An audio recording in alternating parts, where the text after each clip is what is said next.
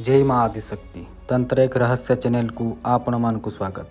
जो व्यक्ति काल भैरव उपासना करे तांकु नित्य पूजा करे से व्यक्ति उपरे ना तो कौनसी नकारात्मक तंत्र किंबा नकारात्मक शक्तिर प्रभाव पड़े ना कौनसी शत्रु ताकु परास्त करि पारंती ना कौनसी शत्रु द्वारा करा जाउथवा तंत्र मंत्रर प्रभाव ता उपरे पड़े ना तार अकाल मृत्युर भय थाए।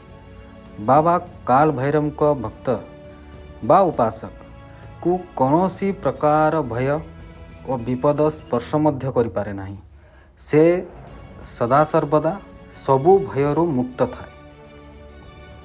आज जो भैरव उपासना विधि विषय रे कहिबी ताहा आपनकु कौनसी बही किंबा यूट्यूब वीडियो रे मध्य पाइबे नाही। यह एक गुप्त विधि। यही विधि आरंभ करिवार बा विधि करिवार दिन गुड़िक है रविवार, अमावास्या एवं संक्रांति। यही तीन दिन मध्यरु आपण चाहिए निज हिसाब रे निज सुविधा अनुसार जे कौनसी दिन को चयन करी भैरव उपासना आरंभ करि परिबे। पूजा आरंभ आपण माने संध्या परे ही करि परिबे। पूजा पाई आवश्यक सामग्री गुड़िक है केवल बिरी रे प्रस्तुत बरा 5टी दरकार, गोटा नड़िया गोटे दरकार, गुआ गोटे, नाली सालुकना गोटे, कला कपड़ा, धूप दीप एवं चमेली अतर। पूजा दिन संध्या समय रे आपण स्नान सारी नाली वस्त्र पिंधि पूर्व किंबा उत्तर को मुह करी बसंतु।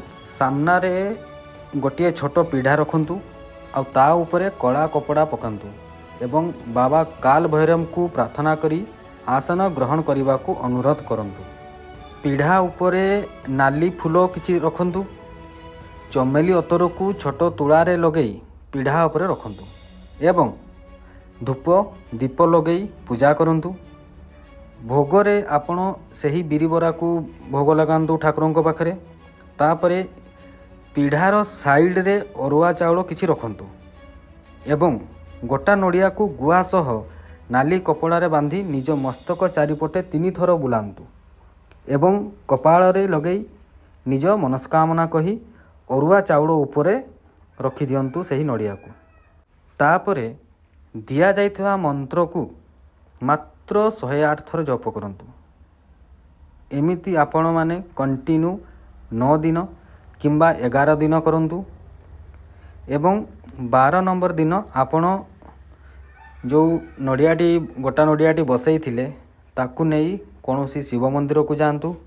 सेठारे महादेव को पूजा करंतु एवं महादेव को ऊपर से ही गोटा नड़िया को चढ़ई ब्राह्मण को दक्षिणा दे घर को पलि आसतु।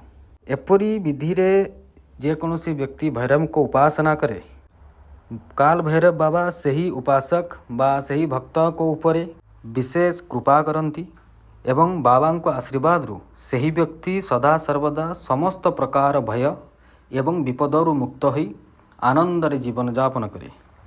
जय बाबा काल भैरव, जय माँ आदिशक्ति।